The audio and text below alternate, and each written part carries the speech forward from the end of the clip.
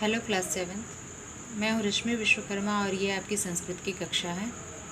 आज की इस कक्षा में हम लोग छठवें पाठ यानी षष्ठा पाठ लोभः पापस्य कारणम का अध्ययन करेंगे। लोभः पापस्य कारणम अर्थात लोभ पाप का कारण है। इसका अनुवाद मैं आपको बताऊंगी। प्राचीन काले कस्मिंश्चित् देशे एकः नृपः अवसत्। प्राचीन काल में किसी देश में एक राजा था। तस्य नाम सोमदेव इति आसीत्। उसका नाम सोमदेव ऐसा था। सह स्वभावेन वह स्वभाव से अति लोभी आसीत्, बहुत लोभी था। स्वर्ण तस्य प्रिय वस्तु आसीत्। सोना उसकी प्रिय वस्तु थी। सह सर्वेषु नृपेषु धनवान भवितुम इच्छति स्म। वह सभी राजाओं में धनवान होने की इच्छा रखता था। एकदा तस्य प्रसादम एकः महात्मा समागतः। एक बार उसके राजमहल में एक महात्मा आए। नृपः तस्य सम्यक्तया सेवा सत्कारम अकरोत्। राजा उसकी सभी प्रकार से सेवा और सत्कार किया। नृपस्य सेवा सत्कारेण प्रसन्नः महात्मा। राजा के सेवा सत्कार से प्रसन्न महात्मा नृपम एकम वरम याचयितुम अकथयत। राजा से एक वर मांगने के लिए कहे।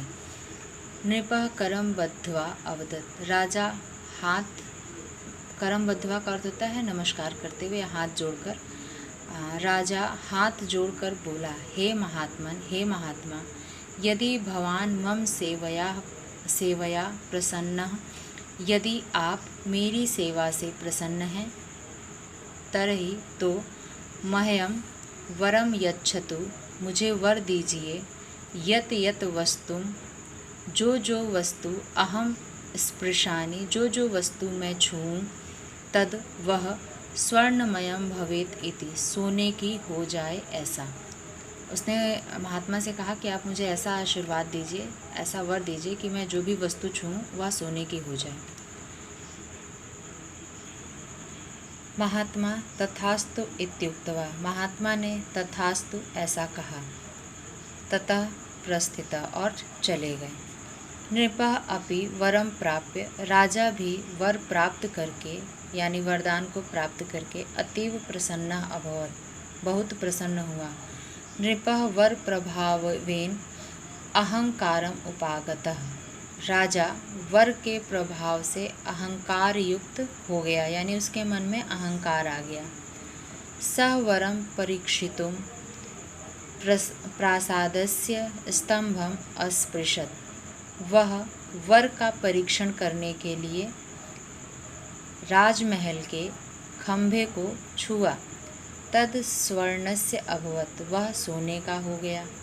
एतत् दृष्ट्वा, यह देखकर नृपः सोमदेवः, राजा सोमदेव प्रसन्नः अभवत्, बहुत खुश हुआ।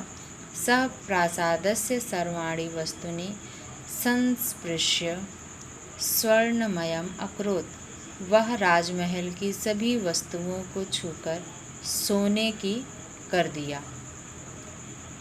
तो वरदान के प्रभाव से उसने अपने महल की सभी वस्तुओं को सोने का कर दिया। वो बहुत खुश था। लेकिन इस वरदान के कारण क्या उसे सिर्फ लाभ हुआ या उसे कुछ नुकसान भी हुआ, यह आज जानने के लिए आप इस कहानी के आगे के अंश को पढ़ना चाहेंगे तो उसका अनुवाद मैं आपको नेक्स्ट वीडियो में दूंगी। तब तक के लिए थैंक यू सो मच।